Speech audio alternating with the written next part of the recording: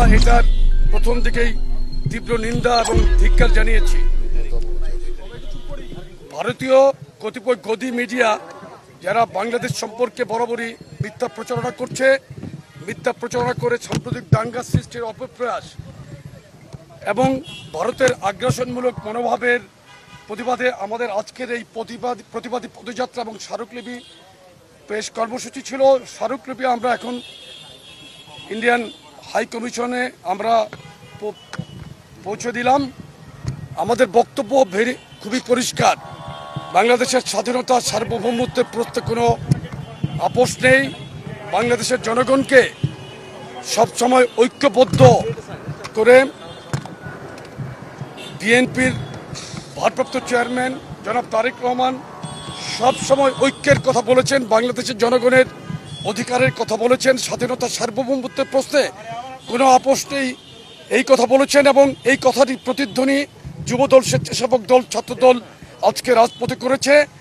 আমাদের এই প্রতিবাদ কর্মসূচি শান্তিপূর্ণ কর্মসূচি ছিল। আমরা কোনো প্রকার সন্ত্রাসে বিশ্বাসী না। বাংলাদেশের মুসলমান, শান্তিপ্রিয় মুসলমান, আমরা কোনো সাম্প্রদায়িক দাঙ্গার মধ্যে আমরা নাই। দেখেন, এই 95% শতকরা 95% মুসলমানের দেশে একজন মুসলমান আইনজীবীকে ইসকন যেভাবে নির্মমভাবে হত্যা করেছে সেটা অকল্পনীয়। তারপরে এই দেশের মুসলমান কিন্তু সর্বোচ্চ ধৈর্য ধারণ করেছে, সংযম দেখিয়েছে। কিন্তু ভারতে প্রতিনিয়ত মুসলমানদের উপর নির্যাতন হচ্ছে।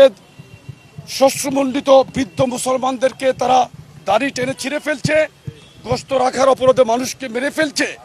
এই সমস্ত উগ্র সন্ত্রাসী ভারতীয়দের প্রতি আমরা তীব্র ধিক্কার এবং নিন্দা জানাই। পাশাপাশি বাংলাদেশের সীমান্তে ভারতীয় বাহিনীর গুলিবর্ষণ করে যে হত্যা করছে তার তীব্র নিন্দা জানাই।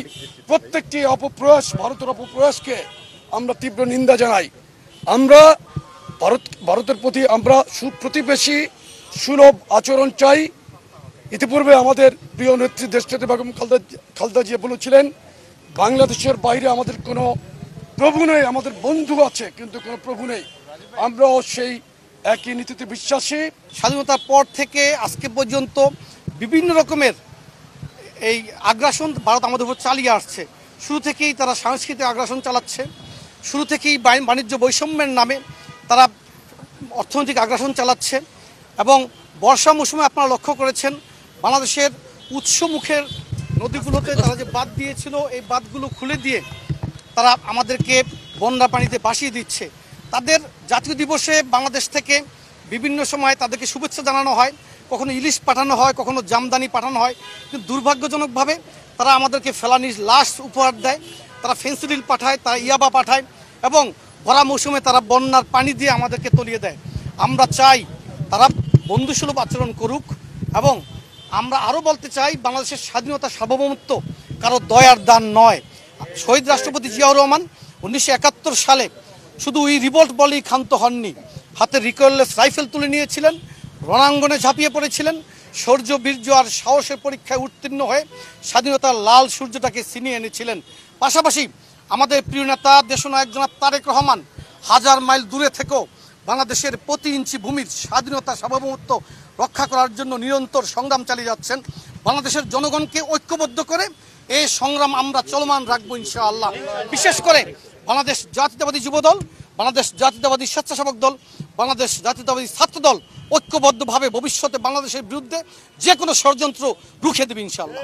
এর আগে আপনারা দেখেছেন যে কলকাতা হাইকমিশনেও তারা ভয়ভীতি দেখেছিল 28শে নভেম্বর। এর আগে আপনারা দেখেছেন যে পশ্চিমবঙ্গের মুখ্যমন্ত্রী মমতা বন্দ্যোপাধ্যায় শান্তিরক্ষা মিশনের যে আইন, সে আইন বিষয়ে তিনি কোনো ধরনের জ্ঞান না থাকা সত্ত্বেও তিনি বাংলাদেশে শান্তিরক্ষা মিশন পাঠানোর জন্য একটি ভুয়া বিবৃতি দিয়েছিলেন।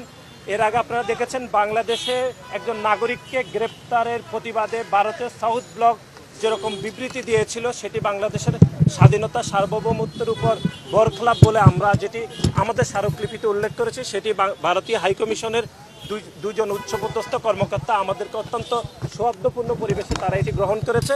আমরা বাংলাদেশের জনগণের কথা, বাংলাদেশ জাতীয়তাবাদী ছাত্রদল, যুবদল এবং স্বেচ্ছাসেবক দলের যৌথ অংশীদারিত্বের ভিত্তিতে যে একই শান্তিপূর্ণ পদযাত্রার মাধ্যমে আমরা সেটি ভারতীয় দূতাবাসকে জানিয়ে দিয়েছি এবং বাংলাদেশের মানুষের প্রতিবাদটি আমরা এই আজকের এই পদযাত্রা এবং স্মারকলিপির মাধ্যমে ভারতীয় সরকারকে আমরা জানাতে সচেষ্ট।